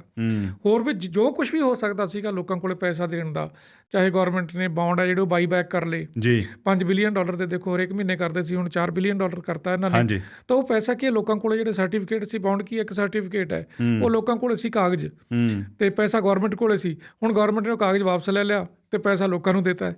ਸੋ ਬਹੁਤ ਸਾਰੀਆਂ ਚੀਜ਼ਾਂ ਜਿਹੜੀਆਂ ਲੋਕਾਂ ਕੋਲ ਚਲੀਆਂ ਗਈਆਂ ਹੈਗੀਆਂ, ਇਸ ਕਰਕੇ ਜਿਹੜੀ ਡਿਮਾਂਡ ਵਧੀ ਹੈ। ਉਹਦੇ 'ਚ ਇੱਕ ਪ੍ਰੋਬਲਮ ਜ਼ਰੂਰ ਹੈ ਕਿ ਵੀ ਇੱਕ ਜਿਹੜੇ ਥੱਲੇ ਲੋਅਰ ਲੈਵਲ ਨੂੰ ਬਹੁਤਾ ਫਾਇਦਾ ਨਹੀਂ ਹੋਇਆ ਹੈਗਾ, ਰਾਈਟ। ਬਾਕੀ ਜਿਹੜਾ ਹੈਗਾ ਉਹਨਾਂ ਨੂੰ ਬਹੁਤ ਜ਼ਿਆਦਾ ਫਾਇਦਾ ਹੋਇਆ। ਇਸ ਕਰਕੇ ਜਿਹੜੀ ਡਿਮਾਂਡ ਹੈ ਇਹ ਪੈਂਟ ਅਪ ਡਿਮਾਂਡ ਵੀ ਸੀਗੀ ਤੇ ਡਿਮਾਂਡ ਲਗਾਤਾਰ ਵੱਧ ਰਹੀ ਹੈ। ਅੱਛਾ, ਜਿਹੜਾ ਹੁਣ ਡਾਕਟਰ ਸਾਹਿਬ ਜਿਹੜੀ ਇਹਦੇ ਵਿੱਚ division of standard of living, ਆਪਾਂ ਇੱਕ ਦਿਨ ਪਹਿਲਾਂ ਵੀ ਇਹਦੇ ਬਾਰੇ ਮਾੜੀ ਜੀ ਗੱਲ ਕੀਤੀ ਸੀ, ਇਸ ਪੈਂਡੈਮਿਕ ਨੇ ਉਹਨੂੰ ਹੋਰ ਜ਼ਿਆਦਾ ਵਧਾ ਦਿੱਤਾ। ਉਹ ਜਿਹੜਾ ਪਾੜਾ ਸੀ ਉਹ ਹੋਰ ਵੱਧਦਾ ਜਾਂਦਾ ਹੁਣ। ਅੱਛਾ, ਹੁਣ ਜੇ ਜਿਹੜੀ ਬੁਨਿਆਦੀ ਚੀਜ਼ਾਂ ਹੀ ਨੇ, ਹੁਣ ਜੇ ਗਰੋਸਰੀ ਦੀ ਗੱਲ ਕਰੀਏ, ਬੰਦਾ ਹੁਣ ਜਦੋਂ ਬਿੱਲ ਵੇਖੀਦਾ ਤੇ ਉੱਥੋਂ ਸਿੱਧਾ ਪ੍ਰਤੱਖ ਰੂਪ ਦੇ ਵਿੱਚ ਪਤਾ ਲੱਗਦਾ ਕਿ ਇਹ ਮਹਿੰਗਾਈ ਇੱਕਦਮ ਹੀ ਵਧੀ ਹੋਈ ਹੁਣ ਪ੍ਰਤੀਤ ਹੋਣੀ ਸ਼ੁਰੂ ਹੋ ਗਈ ਆ। ਵੇਖੋ ਵਿਜੇ, ਇੱਕ ਟੋਰਾਂਟੋ ਯੂਨੀਵਰਸਿਟੀ ਦੀ ਫੂਡ ਰਿਪੋਰਟ ਆਈ, ਆਪਾਂ ਕਿਸੇ ਦਿਨ ਫਿਰ ਡਿਟੇਲ ਦੇ ਵਿੱਚ ਡਿਸਕਸ ਕਰਾਂਗੇ ਜੀ। ਉਹਦੇ ਵਿੱਚ ਉਹਨਾਂ ਨੇ ਕਿਹਾ ਵੀ 17% ਹਾਲ ਤਾਈਂ ਪਾਪੂਲੇਸ਼ਨ ਹੈ ਜਿਹੜੀ ਉਹ ਫੂਡ ਦੀ ਸਟ੍ਰੈਸ ਹੈ। 17% ਕੈਨੇਡਾ ਦੇ ਵਿੱਚ। ਸੋ 3 ਕੈਟੇਗਰੀਜ਼ ਬਣਾਈਆਂ ਉਹਨਾਂ ਨੇ, ਜਿੱਥੇ ਬਹੁਤ ਜ਼ਿਆਦਾ ਸਟ੍ਰੈਸ ਹੈ, ਮਾਰਜਨਲ ਸਟ੍ਰੈਸ ਹੈ, ਐਵਰੇਜ ਸਟ੍ਰੈਸ ਹੈ। ਸੋ 7-8% ਤਾਂ ਜਿੱਥੇ ਬਹੁਤ ਜ਼ਿਆਦਾ ਸਟ੍ਰੈਸ ਵਾਲੇ ਕੈਨੇਡਾ ਵਰਗੇ ਡਿਵੈਲਪਡ ਕੰਟਰੀ ਦੇ ਵਿੱਚ ਹੈ, ਜਿਹੜੇ ਨੂੰ ਫੂਡ ਦੀ ਪ੍ਰੋਬਲਮ ਹੈ। ਫੂਡ ਇਹ ਨਹੀਂ ਵੀ ਉਹ ਫੂਡ ਖਾ ਨਹੀਂ ਰਹੇ, ਫੂਡ ਦੇ ਉੱਪਰ ਉਹਨਾਂ ਨੂੰ ਸੋਚਣਾ ਪੈਂਦਾ ਜਦੋਂ ਖਰੀਦਦੇ ਹੈ ਜਿਹੜੀ ਮਾਰਜਨਲ ਵਾਲਿਆਂ ਨੂੰ। ਤੇ ਜਿਹੜੇ ਦੂਸਰੇ ਥੱਲੇ ਵਾਲੇ ਨੇ, ਬਿਲਕੁਲ ਜਿਹੜੇ ਸਵੀਅਰ ਜਿਹਨੂੰ ਕਹਿੰਦੇ ਨੇ, ਸਵੀਅਰ ਫੂਡ ਐਫੀਸ਼ੀਐਂਸੀ ਹੈ ਜਿਹੜੀ, ਉਹ ਵੀ 4% ਨੇ ਜਿਹੜੇ ਫੂਡ ਬੈਂਕਸ ਦੇ ਉੱਪਰ ਕਰਦੇ ਨੇ। ਤੇ ਪੈਂਡੈਮਿਕ ਦਾ ਕੀ ਹੋਇਆ ਹੈਗਾ ਵੀ ਉਹ ਕੈਟੇਗਰੀ ਜਿਹੜੀ 20,000 ਤੋਂ ਥੱਲੇ ਪਾਪੂਆ ਹੈਗੀ, ਜਿਹਦੀ ਇਨਕਮ ਹੈ ਡਾਲਰ, ਜਿਹੜੇ ਫੂਡ ਸਟ੍ਰੈਸ ਦੇ ਵਿੱਚ ਨੇ, ਉਹ ਜ਼ਿਆਦਾ ਇਫੈਕਟ ਹੋਏ ਨੇ। ਤੇ ਇੱਕ ਵਿਮਨ, ਜਿੱਥੇ ਵਿਮਨ ਮੇਨ ਅਰਨਰ ਸੀ, ਵਿਮਨ ਜੌਬਸ ਜ਼ਿਆਦਾ ਗਈਆਂ ਹੈਗੀਆਂ, ਆਪਾਂ ਨੂੰ ਬਿਲਕੁਲ ਕਲੀਅਰ ਇਹਦੇ ਬਾਰੇ ਕੋਈ ਰੌਲਾ ਨਹੀਂ ਗਾ। ਸੋ ਉਹਦੇ 'ਚ ਕੀ ਹੋਇਆ, ਜਿਹੜੀਆਂ ਉੱਪਰਲੀਆਂ ਕੈਟੇਗਰੀਜ਼ ਉਹਨਾਂ ਕੋਲ ਤਾਂ ਪੈਸਾ ਆ ਗਿਆ, ਜਿਹੜੀਆਂ ਲੋਅਰ ਕੈਟੇਗਰੀਜ਼ ਨੇ ਉਹਨਾਂ ਦੀ ਪ੍ਰੋਬਲਮ ਵੱਧ ਗਈ ਹੈ। ਅੱਛਾ, ਹੁਣ ਇੱਕ ਗੱਲ ਹੋਰ ਇਹ ਹੋ ਰਹੀ ਡਾਕਟਰ ਸਾਹਿਬ ਵੀ, ਹੁਣ ਮੰਨ ਲਓ ਕਿ ਜੇ ਇਨਫਲੇਸ਼ਨ ਜਿਸ ਵੀ ਦਰ 'ਤੇ ਵੱਧਦੀ ਪਈ ਹੈ, ਜਿਹੜਾ ਖਰਚਾ, ਜਿਹੜਾ ਤੁਹਾਡਾ ਕਾਸਟ ਆਫ ਲਿਵਿੰਗ ਆ, ਉਹਦੇ ਵਿੱਚ ਜਿਹੜਾ ਵਾਧਾ ਹੋ ਰਿਹਾ, ਜਿਹੜੇ ਪੈਸੇ ਜੇਬ 'ਚ ਪਏ ਨੇ ਵਿਦ ਈਚ ਪੈਸਿੰਗ ਡੇ ਜਾਂ with ਈਚ pressing month, ਈਚ pressing quarter, ਜਦੋਂ ਇਨਫਲੇਸ਼ਨ ਵੱਧਦੀ ਹੈ, ਜਿਹੜਾ $20 ਅੱਜ ਜੇਬ ਦੇ ਵਿੱਚ ਨੋਟ ਆ, 3 ਮਹੀਨੇ ਬਾਅਦ ਉਹ $20 ਤਾਂ 20 ਆ, ਪਰ $20 ਦੀ ਪਰਚੇਜ਼ਿੰਗ ਪਾਵਰ ਘਟਦੀ ਜਾ ਰਹੀ ਆ। ਬਿਲਕੁਲ ਵਿਜੇ, ਹੁਣ ਜਿਸ ਤਰ੍ਹਾਂ ਜੇ 5% ਇਨਫਲੇਸ਼ਨ ਹੈ ਨਾ, ਤਾਂ ਤੁਹਾਡੇ ਕੋਲ ਜਿਹੜਾ ਅੱਜ $100 ਤੁਸੀਂ ਲਾ ਕੇ ਕੋਈ ਚੀਜ਼ ਖਰੀਦਦੇ ਹੋ, $100 ਦੀ ਖਰੀਦਦੇ ਹੋ, ਉਹ ਨੈਕਸਟ ਈਅਰ 105 ਦੀ ਖਰੀਦਣੀ ਪੈਣੀ ਹੈ। ਤਾਂ ਜਿਹੜਾ ਤੁਹਾਡਾ 100 ਹੈ ਉਹਦੀ ਵੈਲਿਊ ਤਾਂ 95 ਰਹੇਗੀ ਨਾ, ਜਿਹੜੇ ਤੁਹਾਡੇ ਜੇਬ ਦੇ ਵਿੱਚ ਸੀਗਾ। ਰਾਈਟ। ਇੱਕ ਤਾਂ ਇਹ ਹੁੰਦਾ। ਇੱਕ ਇਹਦੇ ਵਿੱਚ ਇੱਕ ਹੋਰ ਬੜਾ ਵੱਡਾ ਕੈਚ ਹੁੰਦਾ ਹੈਗਾ, ਜਿਹੜਾ ਆਮ ਪਤਾ ਹੀ ਨਹੀਂ ਲੱਗਦਾ। ਜਦੋਂ ਗੌਰਮੈਂਟ ਮਨੀ ਪ੍ਰਿੰਟ ਕਰਦੀ ਹੈ ਨਾ ਤੇ ਮਨੀ ਲੋਕਾਂ ਕੋਲ ਜ਼ਿਆਦਾ ਆ ਜਾਂਦਾ ਹੈ, ਤਾਂ ਡਾਲਰ ਦੀ ਵੈਲਿਊ ਘੱਟ ਜਾਂਦੀ ਹੈ। ਦੇਖੋ ਉਹਦੇ 'ਚ ਕੀ ਹੁੰਦਾ ਹੈ ਵੀ ਗੌਰਮੈਂਟ ਕੋਲ ਤਾਂ ਪੈਸਾ ਆ ਗਿਆ, ਉਹਨਾਂ ਨੇ ਪ੍ਰਿੰਟ ਕਰ ਲਿਆ, ਫਰਜ਼ ਕਰੋ $10 ਬਿਲੀਅਨ ਕਰ ਲਿਆ। ਗੌਰਮੈਂਟ ਕੀ ਕਰਦੇ, ਟੈਕਸ ਲੈ ਕੇ ਪੈਸਾ ਇਕੱਠਾ ਕਰਦੀ ਹੈ। ਗੌਰਮੈਂਟ ਨੇ ਬਿਨਾਂ ਟੈਕਸ ਲਾਏ ਤੋਂ $10 ਬਿਲੀਅਨ ਇਕੱਠਾ ਲੈ ਲਿਆ। ਹਾਂ, ਵੀ ਉਹਦੇ ਏਵਜ਼ ਦੇ ਵਿੱਚ ਉਹ 10 ਬਿਲੀਅਨ ਦੇ ਇਕੁਇਵਲੈਂਟ ਕੋਈ ਆਊਟਪੁੱਟ ਤਾਂ ਬਣਿਆ ਹੀ ਨਹੀਂ, ਕੁਝ ਨਹੀਂ। $10 ਬਿਲੀਅਨ ਗੌਰਮੈਂਟ ਕੋਲ ਆ ਗਿਆ ਜੀ। ਜਿਹੜਾ ਤੁਹਾਡੀ ਜੇਬ ਦੇ ਵਿੱਚ $100 ਹੈ, ਉਹਦੀ ਵੈਲਿਊ ਘੱਟ ਕੇ 95 ਰਹੇਗੀ। ਤੁਹਾਡਾ 5 ਘੱਟ ਗਿਆ ਜੇਬ 'ਚ, ਕਿਉਂਕਿ ਇਨਫਲੇਸ਼ਨ ਹੋ ਗਿਆ ਉਸ ਮਨੀ ਨਾਲ। ਤਾਂ ਤੁਹਾਡੇ ਤੇ ਇਹਨੂੰ ਅਸੀਂ ਇਨਫਲੇਸ਼ਨ ਟੈਕਸ ਕਹਿੰਦੇ ਹਾਂ। ਅਰਥਸ਼ਾਸਤਰੀ ਨੇ ਜਿਹੜੇ ਵੀ ਬਿਨਾਂ ਦੱਸੇ ਤੋਂ ਇੱਕ ਟੈਕਸ ਲਾਇਆ ਜਾਂਦਾ, ਜਿਹੜਾ ਤੁਹਾਨੂੰ ਪਤਾ ਵੀ ਨਹੀਂ ਲੱਗਦਾ ਗਾ। ਤੇ ਤੁਹਾਡੀ ਜੇਬ ਦੇ ਵਿੱਚ ਜਿੰਨਾ ਪੈਸਾ ਜਾਂ ਤੁਹਾਡੇ ਬੈਂਕ ਅਕਾਊਂਟ ਜਿੰਨਾ ਪੈਸਾ, ਉਹਦੀ ਵੈਲਿਊ ਘੱਟ ਜਾਂਦੀ ਹੈ। ਤੇ ਹੁਣ ਇੱਕ ਇਹ ਵੀ ਫੀਅਰ ਹੋਇਆ ਹੋਇਆ ਵੀ ਜੇ ਇਨਫਲੇਸ਼ਨ ਆ ਜਾਂਦਾ ਹੈ ਤਾਂ ਵੈਲਿਊ ਘੱਟ ਜਾਣੀ ਹੈ, ਲੋਕ ਬਿਲਕੁਲ ਧੜਾ-ਧੜ ਸਪੈਂਡ ਕਰ ਰਹੇ ਆ। ਅੱਛਾ, ਫਿਰ ਡਾਕਟਰ ਸਾਹਿਬ ਇਹਦੇ ਨਾਲ ਇੱਕ ਗੱਲ ਹੋਰ ਜੁੜਦੀ ਹੈ, ਕਿਉਂਕਿ ਜਿਹੜੇ ਫਿਕਸਡ ਮੌਰਗੇਜ ਰੇਟਸ ਨੇ ਉਹ ਬੌਂਡ ਮਾਰਕੀਟ ਦੇ ਨਾਲ ਜੁੜੇ ਹੋਏ ਨੇ। ਤੇ ਬੌਂਡ ਮਾਰਕੀਟ ਦੇ ਵਿੱਚ ਬੇਸਿਕਲੀ ਕੀ ਹੈ ਕਿ ਹੁਣ ਸਰਕਾਰ ਜਦੋਂ ਬੌਂਡ ਵੇਚਦੀ ਆ, ਤਾਂ ਉਹਨਾਂ ਨੇ ਦੇਖਣਾ ਕਿ ਜੇ ਲੋਕਾਂ ਕੋਲ ਕਿਸੇ ਹੋਰ ਪਾਸੇ ਇਨਵੈਸਟਮੈਂਟ ਕਰਨ ਵਾਸਤੇ ਬੈਟਰ ਰਿਟਰਨਸ ਨੇ, ਪਹਿਲਾਂ ਤਾਂ ਸਰਕਾਰ ਨੂੰ ਆਪਣੇ ਰਿਟਰਨਸ ਉੱਥੇ ਵਧਾਉਣੇ ਪੈਂਦੇ ਨੇ, ਇੰਟਰਸਟ ਵਧਾਉਣਾ ਪੈਂਦਾ। ਜੇ ਇਨਫਲੇਸ਼ਨ ਵੱਧਦੀ ਆ, ਹੁਣ ਮੰਨ ਲਓ ਕਿਸੇ ਬੰਦੇ ਨੇ ਬੌਂਡ ਦੇ ਵਿੱਚ $100 ਇਨਵੈਸਟ ਕੀਤਾ ਅੱਜ, ਅਤੇ ਉਹਨੂੰ ਅਗਲੇ ਸਾਲ ਹੈਗਾ ਵੀ ਮੈਨੂੰ 103 ਮਿਲ ਜਾਣਗੇ, ਪਰ ਅਗਲੇ ਸਾਲ ਤੱਕ ਜੇ ਇਨਫਲੇਸ਼ਨ ਵੀ ਵੱਧ ਗਈ ਤਾਂ $103 ਅਗਲੇ ਸਾਲ ਦਾ ਅੱਜ ਦੇ 100 ਦੇ ਬਰਾਬਰ ਦਾ ਹੀ ਰਹਿ ਗਿਆ। ਤਾਂ ਇਹਦਾ ਮਤਲਬ ਇਹ ਹੈ ਕਿ ਫਿਰ ਤੁਹਾਨੂੰ ਬੌਂਡ ਮਾਰਕੀਟ ਦੇ ਵਿੱਚ ਵੀ ਰਿਟਰਨਸ ਜ਼ਿਆਦਾ ਦੇਣੇ ਪੈਣਗੇ ਤਾਂ ਕਿ ਇਨਵੈਸਟਰ ਉੱਥੇ ਆਉਣ। ਅਤੇ ਇਹਦਾ ਸਿੱਧਾ ਲਿੰਕ ਹੈਗਾ ਫਿਰ ਫਿਕਸਡ ਮੌਰਗੇਜ ਰੇਟਸ ਦੇ ਨਾਲ। ਅਤੇ ਤਾਂ ਹੀ ਉਹ ਬੀਤੇ ਸਮੇਂ ਦੇ ਵਿੱਚ ਅਸੀਂ ਵੇਖਿਆ ਕਿ ਫਿਕਸਡ ਰੇਟ ਵਧੇ ਨੇ। ਇਹਦਾ ਮਤਲਬ ਇਹ ਹੈ ਕਿ ਇਨ ਦ ਫਿਊਚਰ ਮੇਬੀ ਅਗਲੇ ਸਾਲ 1.5 ਸਾਲ ਦੇ ਵਿੱਚ ਫਿਕਸਡ ਰੇਟਸ ਹੋਰ ਜ਼ਿਆਦਾ ਛਾਲ ਮਾਰ ਸਕਦੇ ਨੇ। ਜਿਹੜੀ ਤੁਹਾਡੀ ਇਸ ਵੇਲੇ ਗੌਰਮੈਂਟ ਕੀ ਕਰ ਰਹੀ ਹੈ ਨਾ, ਜਿਹੜੇ ਸ਼ਾਰਟ ਟਰਮ ਬੌਂਡਸ ਨੇ ਉਹ ਤਾਂ ਖਰੀਦ ਰਹੀ ਹੈ ਅਤੇ ਲੌਂਗ ਟਰਮ ਵੇਚ ਰਹੀ ਹੈ 10 ਸਾਲਾਂ ਵਾਲੇ, ਤਾਂ ਕਿ ਜਿਹੜੀ ਪੇਮੈਂਟ ਆ ਸਾਨੂੰ ਬਾਅਦ 'ਚ ਕਰਨੀ ਪਵੇ, ਹੁਣੇ ਨਾ ਕਰਨੀ ਪਵੇ। ਹੁਣ ਪੈਸਾ ਵੀ ਦੇਣਾ ਲੋਕਾਂ ਦੇ ਹੱਥ 'ਚ, ਤਾਂ ਕਿ ਇਕੋਨਮੀ ਦਾ ਡਰ ਸੀ ਵੀ ਰਿਸੈਸ਼ਨ 'ਚ ਨਾ ਚਲੀ ਜਾਵੇ। ਤਾਂ ਗੌਰਮੈਂਟ ਨੇ ਪਿਛਲੇ ਸਮੇਂ ਦੇ ਵਿੱਚ ਸ਼ਾਰਟ ਟਰਮ ਬੌਂਡਸ ਬਹੁਤ ਖਰੀਦੇ ਹੈ ਅਤੇ ਲੌਂਗ ਟਰਮ ਸੇਲ ਕਰਨ ਦੀ ਕੋਸ਼ਿਸ਼ ਕਰ ਰਹੀ ਹੈ। ਜਿਹੜਾ ਲੌਂਗ ਟਰਮ ਦੇ ਉੱਪਰ ਰਿਟਰਨ ਸੀਗੀ, ਜਿਹੜੀ ਲੌਂਗ ਟਰਮ ਲੋਕ ਬੌਂਡ ਖਰੀਦ ਨਹੀਂ ਰਹੇ, ਇਸ ਵੇਲੇ ਪ੍ਰੋਬਲਮ ਆ ਰਹੀ ਹੈ। ਜਿਹੜੀ 0.79% ਦੇ ਵੇਚ ਰਹੀ ਸੀ ਰਿਟਰਨ ਦੇ ਉੱਤੇ ਬੌਂਡ ਯੀਲਡ ਕਰਵ, ਜਿਹਨੂੰ ਅਸੀਂ ਕਹਿੰਦੇ ਆ, ਇਸ ਵੇਲੇ 1.54 ਚਲੀ ਗਈ ਆ ਉਹ। ਸੋ ਕਿਉਂਕਿ ਗਵਰਨਮੈਂਟ ਨੂੰ ਪੈਸਾ ਚਾਹੀਦਾ ਹੈਗਾ, ਉਹ ਵੇਚ ਵੀ ਰਹੀ ਹੈ, ਪਰ ਗਵਰਨਮੈਂਟ ਇਹ ਵੀ ਚਾਹੁੰਦੇ ਸੀ ਪੈਸਾ ਤਾਂ ਲੈ ਲਈਏ ਪਰ ਲੰਬੇ ਸਮੇਂ 'ਚ ਵਾਪਸ ਕਰਨਾ ਹੋਵੇ, ਤਾਂ ਉਸ ਨੂੰ ਲੋਕ ਖਰੀਦ ਨਹੀਂ ਰਹੇਗੇ। ਸੋ ਇਸ ਕਰਕੇ ਗਵਰਨਮੈਂਟ ਨੂੰ ਇਹ ਪ੍ਰੋਬਲਮ ਆ ਰਹੀ ਹੈ। ਹੋ ਸਕਦਾ ਹੈਗਾ, ਪਰ ਜਿਹੜਾ ਰੇਟ ਆਫ ਇੰਟਰਸਟ ਤੁਸੀਂ ਕਿਹਾ ਉਹ ਲਿੰਕ ਉਹਦੇ ਨਾਲ ਬਿਲਕੁਲ, ਕਿਉਂਕਿ ਜਿਹੜੇ ਬੈਂਕਸ ਨੇ ਅੱਗੇ ਪੈਸੇ ਦੇਣੇ ਨੇ, ਉਹਨਾਂ ਨੇ ਇਨਵੈਸਟਰਸ ਦਾ ਪੂਲ ਤਾਂ ਉਹੀ ਹੈ ਨਾ, ਉਹਨਾਂ ਨੇ ਦੇਖਣਾ ਵੀ ਸਰਕਾਰ ਵੱਲੋਂ ਕਿੰਨਾ ਬੌਂਡ ਤੇ ਰਿਟਰਨ ਦਿੱਤਾ ਜਾ ਰਿਹਾ, ਫਿਰ ਬੈਂਕਾਂ ਨੂੰ ਵੀ ਉਸੇ ਮੁਤਾਬਕ ਆਪਣਾ ਰਿਟਰਨ ਐਡਜਸਟ ਕਰਨਾ ਪੈਂਦਾ, ਉਹ ਫਿਰ ਫਿਕਸਡ ਮੌਰਗੇਜ ਰੇਟ ਨੂੰ ਇਫੈਕਟ ਕਰਦਾ। ਬਿਲਕੁਲ ਇਸੇ ਤਰ੍ਹਾਂ ਕਰਦਾ ਹੈਗਾ। ਬੌਂਡ ਯੀਲਡ ਕਰਵ ਜਿਹੜੀ ਹੈਗੀ, ਜਿਹਨੂੰ ਅਸੀਂ ਕਹਿੰਦੇ ਆ, ਤੇ ਜਿਹੜਾ ਰੇਟ ਆਫ ਇੰਟਰਸਟ ਹੈ, ਇਹ ਪੈਰਲ ਚੱਲਦੇ ਨੇ ਜੀ, ਫਿਕਸਡ ਜਿਹੜੇ ਰੇਟਸ ਨੇ, ਪੈਰਲ ਚੱਲਦੇ ਨੇ ਇਹ, ਕਿਉਂਕਿ ਇਹ ਵੀ ਲੌਂਗ ਟਰਮ ਹੁੰਦਾ। ਦੇਖੋ 5 ਸਾਲ ਦੀ ਤੁਹਾਡੀ ਹੋ ਗਈ, ਉੱਧਰ 10 ਸਾਲ ਦੀ ਹੋ ਗਈ, ਜਾਂ 5 ਸਾਲ ਦਾ ਲੰਬਾ ਬੌਂਡ ਹੈ, ਇਹਨਾਂ ਦਾ ਬੜਾ ਕਲੋਜ਼ ਰਿਲੇਸ਼ਨਸ਼ਿਪ ਹੁੰਦਾ ਹੈਗਾ। ਪਰ ਹੁਣ ਇਸ ਵੇਲੇ ਜੋ ਰੇਟ ਆਫ ਇੰਟਰਸਟ ਦੀ ਗੱਲ ਕਰ ਰਹੇ ਹੈਗੇ, ਮੇਰਾ ਖਿਆਲ ਹੈ ਵੀ ਜਿਹੜੇ ਟਿਫ ਮੈਕਲਮ ਹੈ, ਜਿਹੜੇ ਬੈਂਕ ਦੇ ਗਵਰਨਰ ਨੇ, ਉਹ ਜਿਹੜੇ ਮਾਰਕ ਕਾਰਨੇ ਵਾਲਾ ਜਿਹੜਾ ਪੁਰਾਣਾ ਸੀਗਾ, ਉਸ ਨੂੰ ਫਾਲੋ ਕਰ ਰਹੇ ਨੇ। ਮਾਰਕ ਕਾਰਨੇ ਹੁੰਦੇ ਸੀ, ਉਹ ਦੱਸ ਦਿੰਦੇ ਸੀ ਥੋੜ੍ਹੀ ਜਿਹੀ ਪਾਲਿਸੀ ਵੀ ਸਾਡੀ ਕਿਵੇਂ ਹੈ, ਮੀਡੀਅਮ ਟਰਮ ਲਈ ਜਾਂ ਲੰਬੇ ਸਮੇਂ ਲਈ ਵੀ ਦੱਸ ਦਿੰਦੇ ਸੀ, ਥੋੜਾ ਜਿਹਾ ਪ੍ਰੀਕਰਸਰ ਦੇ ਦਿੰਦੇ ਸੀ। ਤੇ ਜਿਹੜੇ ਪਿਛਲੇ ਸੀ ਗਵਰਨਰ, ਉਹ ਨਹੀਂ ਦੱਸਦੇ ਸੀਗੇ ਵੀ ਕੀ ਹੋ ਰਿਹਾ। ਹੁਣ ਇਸ ਵੇਲੇ ਜੋ ਇੰਡੀਕੇਸ਼ਨਸ ਇਹਨਾਂ ਨੇ ਦਿੱਤੀਆਂ ਨੇ, ਤਾਂ ਇਹ ਕਹਿ ਰਹੇ ਨੇ ਵੀ ਅਸੀਂ ਰੇਟ ਆਫ ਇੰਟਰਸਟ ਸਟੇਬਲਾਈਜ਼ ਰੱਖਣੇ ਨੇ, ਵਧਾਉਣੇ ਨਹੀਂ ਗੇ। ਜੋ ਇੰਡੀਕੇਸ਼ਨਸ ਆ ਰਹੀਆਂ ਨੇ, ਸਿੱਧਾ ਤਾਂ ਕੋਈ ਵੀ ਜਿਹੜਾ ਨਹੀਂ ਕਹਿ ਸਕਦੇ ਹੁੰਦੇ, ਕਿਉਂਕਿ ਇਕੋਨਮੀ ਦੇ ਵਿੱਚ ਬੜੇ ਇੰਟਰਲਿੰਕੇਜ ਹੁੰਦੇ ਹੈਗੇ। ਉੱਥੇ ਗਲਫ ਦੇ ਵਿੱਚ ਕੋਈ ਥੋੜੀ ਚੀਜ਼ ਹੋ ਜਾਏ ਤਾਂ ਸਾਡੇ ਚੀਨ 'ਚ ਹੋ ਜਾਏ ਤਾਂ ਸਾਨੂੰ ਪ੍ਰੋਬਲਮ ਆ ਜਾਂਦੀ ਹੈ। ਮੇਬੀ ਦਾ ਕਨਸੈਪਟ ਰੱਖਣਾ ਪੈਂਦਾ, ਕਿਉਂਕਿ ਦੇਖੋ ਕੋਵਿਡ ਕਿਸੇ ਨੇ ਸੋਚਿਆ ਨਹੀਂ ਸੀਗਾ, ਉਸ ਵੇਲੇ ਤਾਂ ਇੰਟਰਸਟ ਰੇਟ ਵੱਧ ਰਹੇ ਸੀ, ਅਸੀਂ ਸੋਚਦੇ ਸੀ 3-3.5% ਚਲੇ ਜਾਣਗੇ ਜੀ, ਤੇ ਪਰ ਕੀ ਹੋਇਆ ਹੈਗਾ ਵੀ ਕੋਵਿਡ ਆ ਗਿਆ ਤੇ ਸਾਰਾ ਕੁਛ ਹੀ ਟੌਪਸੀ ਟਰਵੀ ਹੋ ਗਿਆ ਜਿਹੜਾ। ਤੇ ਇਸ ਕਰਕੇ ਇਹ ਨਹੀਂ ਕਹਿ ਰਹੇਗੇ, ਪਰ ਜੇ ਇਨਫਲੇਸ਼ਨ ਹੋ ਜਾਂਦਾ ਹੈਗਾ ਲੰਬੇ ਸਮੇਂ ਦੇ ਵਿੱਚ, ਇਸ ਵੇਲੇ ਤਾਂ ਫਿੰਗਰ ਕ੍ਰਾਸਡ ਨੇ, ਪਤਾ ਨਹੀਂ ਕੀ ਹੋਣਾ ਹੈਗਾ। ਜੇ ਇਨਫਲੇਸ਼ਨ ਹੋ ਜਾਂਦਾ ਜਿਹੜਾ ਐਕਸਪੈਕਟਡ ਹੈ, ਸਪੈਸ਼ਲੀ ਜਿਹੜਾ ਫੂਡ ਦੇ ਵਿੱਚ ਇੰਡੀਕੇਸ਼ਨਸ ਆਉਣੀਆਂ ਸ਼ੁਰੂ ਹੋ ਗਈਆਂ। ਦੇਖੋ ਮੀਟ ਪ੍ਰਾਈਸਿਸ 6% ਵੱਧ ਗਏ, ਵੈਜੀਟੇਬਲਸ ਬੜੇ ਮਹਿੰਗੇ, ਵੈਜੀਟੇਬਲਸ ਦੇ ਪ੍ਰਾਈਸਿਸ ਜਿਹੜੇ 5% ਵੱਧ ਗਏ ਆ, ਗੈਸ ਪ੍ਰਾਈਸਿਸ 6.5 ਵੱਧ ਗਏ ਆ। ਅੱਛਾ, ਫਿਰ ਗੈਸ ਫਰਦਰ ਇਨਪੁਟ ਹੈ ਉਸੇ ਗਰੋਸਰੀ ਦੀ, ਟਰਾਂਸਪੋਰਟ ਦਾ, ਹਰ ਚੀਜ਼ ਦੀ ਟਰਾਂਸਪੋਰਟ ਦਾ, ਹਰ ਚੀਜ਼ 'ਚ ਨਹੀਂ, ਹਰ ਚੀਜ਼ 'ਚ ਇਨਪੁਟ ਹੁੰਦੀ ਹੈ। ਤੁਸੀਂ ਵੈਜੀਟੇਬਲ ਖਰੀਦਦੇ ਹੋ, ਜੇ ਲੇਬਰ ਦੀ ਵੈਜੀਟੇਬਲ ਮਹਿੰਗੀ ਹੋ ਗਈ, ਉਹਨੇ ਡਿਮਾਂਡ ਕਰਨੀ ਹੈ ਮੇਰੀ ਵੇਜ ਵਧਾਓ, ਉਹ ਵੀ ਇਨਪੁਟ ਹੈ ਜੀ। ਸੋ ਡਾਇਰੈਕਟਲੀ ਇੰਡਾਇਰੈਕਟਲੀ ਹਰ ਚੀਜ਼ ਇਨਪੁਟ ਹੁੰਦੀ ਹੈ। ਸੋ ਉਹ ਜਦੋਂ ਵੱਧਦੀਆਂ ਚੀਜ਼ਾਂ ਤਾਂ ਇਨਫਲੇਸ਼ਨ ਆਉਂਦਾ ਹੈ। ਸੋ ਮੈਨੂੰ ਇਹ ਲੱਗਦਾ ਹੈਗਾ ਵੀ ਜੇ ਇਨਫਲੇਸ਼ਨ 2.5% ਤੱਕ ਤਾਂ ਸ਼ਾਇਦ ਬੈਂਕ ਆ ਜਿਹੜਾ ਉਸਨੂੰ ਨਾ ਟੋਲਰੇਟ ਕਰੇ, ਜਾਂ 3% ਤੱਕ ਵੀ ਐਕਸਟ੍ਰੀਮ ਕੇਸ ਦੇ ਵਿੱਚ। ਜੇ ਇਨਫਲੇਸ਼ਨ 3 ਤੋਂ ਵੱਧ ਹੈ ਤਾਂ ਬੈਂਕ ਨੂੰ ਮੋਨਟਰੀ ਪਾਲਿਸੀ ਦਾ ਇੰਸਟਰੂਮੈਂਟ ਯੂਜ਼ ਕਰਨੇ ਪੈਣੇ ਆ, ਜਿਹਦੇ ਵਿੱਚ ਸਭ ਤੋਂ ਵੱਡਾ ਇੰਸਟਰੂਮੈਂਟ ਰੇਟ ਆਫ ਇੰਟਰਸਟ ਹੈ। ਸੋ ਉਸ ਕਰਕੇ ਰੇਟ ਆਫ ਇੰਟਰਸਟ ਫੇਰ ਵਧਾਇਆ ਜਾ ਸਕਦਾ ਹੈਗਾ ਬੈਂਕ ਵੱਲੋਂ ਜੀ, ਪਰ ਕਿਉਂਕਿ ਬੌਂਡ ਵਾਲਾ ਕਰਵ ਕਰਕੇ ਥੋੜ੍ਹੀ ਜਿਹੀ ਫਿਕਸਡ ਰੇਟ ਆ ਜਿਹੜੀ, ਬੈਂਕਾਂ ਨੂੰ ਵੀ ਇੱਕ ਲੈਵਰੇਜ ਮਿਲ ਗਿਆ ਹੈਗਾ, ਬੈਂਕ ਵੀ ਉਹਨੂੰ ਵਧਾ ਸਕਦੇ ਨੇ ਜੀ।